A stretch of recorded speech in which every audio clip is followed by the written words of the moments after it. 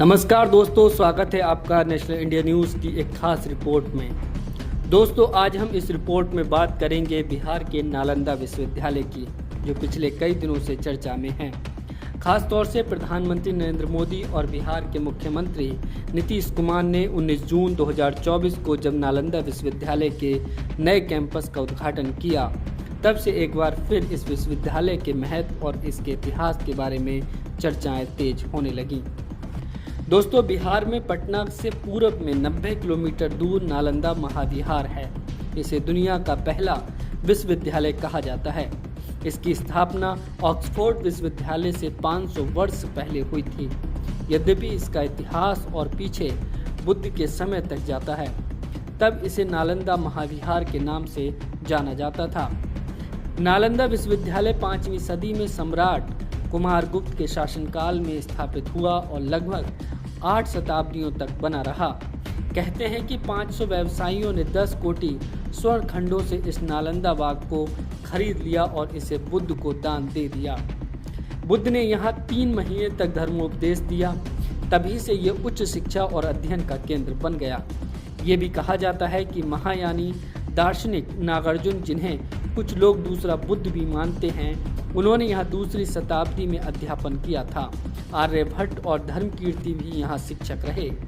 ऐसा कहा जाता है कि अपने उत्थान के शिखर काल में यहाँ 10,000 विद्यार्थी और 2,000 शिक्षक रहते थे। चीनी यात्री हेनसांग ने नालंदा विश्वविद्यालय के बारे में विस्तार से लिखा है। वे स्वयं यहाँ 5 वर्षों तक विद्यार्थी रहे थे। उनका कहना है कि यहाँ प्रवेश के लिए कठोर मौखिक परीक्षा से गुजरना पड़ता था और इसमें सिर्फ 20% को ही प्रवेश मिल पाता था।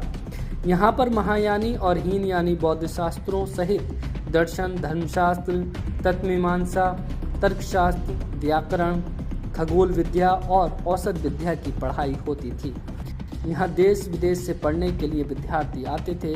चीन, Korea, Japan, Tibet, Mongolia, Sri Lanka और दक्षिण पूर्व एशिया के विद्यार्थी यहाँ उच्च शिक्षा के लिए उमड़ पड़ते थे। 13वीं सदी में अवसान के बाद नालंदा विश्वविद्यालय सदियों तक मिट्टी के टीलों में दबकर विस्मृत रहा। 1812 में Scottish surveyor Francis Buchanan Hamilton ने इसकी खोज की। 1861 में सर अलेक्जेंडर कनिंघम ने इसकी प्राचीन विश्वविद्यालय के रूप में पहचान की। नालंदा विश्वविद्यालय धीरे धीरे नष्ट और वीरान होता गया। ऐसा कहा गया है कि लगभग 1200 ईस्वी पूर्व में तुर्की आक्रमणकारी बख्तियार खिलजी ने इसे नष्ट कर दिया, किंतु ऐतिहासिक अभिलेख से इसकी पुष्टि नहीं होती कि बख्तियार खिलजी ने नालंदा विश्वविद्यालय को नष्ट किया था। नालंदा से 12 किलोमीटर दूर ओदंतपुरी विश्वविद्यालय को बख्तियार खिलजी द्वारा लूटा गया था, जो अब बिहार शरीफ में है। जो भी हो, जैसे भारत में बुद्ध की ऐतिहासिकता भुला दी गई, वैसे ही बिहार में इसकी कोई स्मृति बची नहीं। नालंदा से 15 किलोमीटर दूर पहाड़ियों से घिरे राजगीर में 2010 में नालंदा विश्वविद्यालय की फिर से स्थापना की गई है और 2014 से यहाँ विद्यार्थियों को प्रवेश दिया गया।